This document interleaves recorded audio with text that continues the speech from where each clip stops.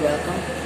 Today I'm going to tell you a very necessary topic that many people don't do accordingly.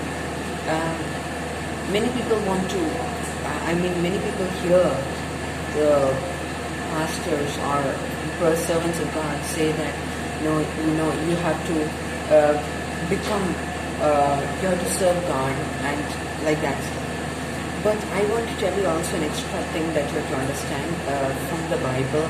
And if you go to Colossians chapter 1, verses 1 itself, it's written there, Paul, an apostle of Jesus Christ, by the will of God.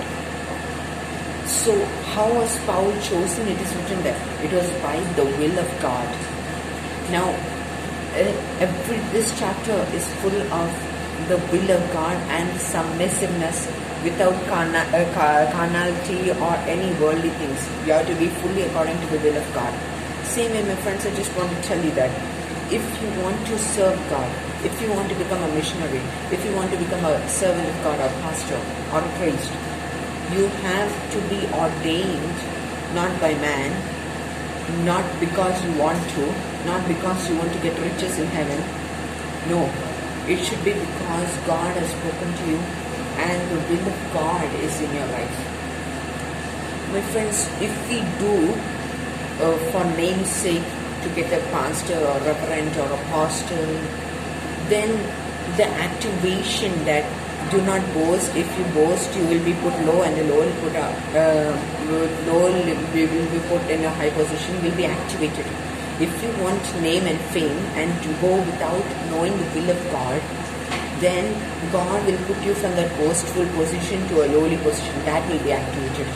But if you become a missionary or a priest or a pastor, anything that serves God, then by the will of God, if you're not, of course you have to be ordained by a pastor, but you have to also be ordained by the will of God.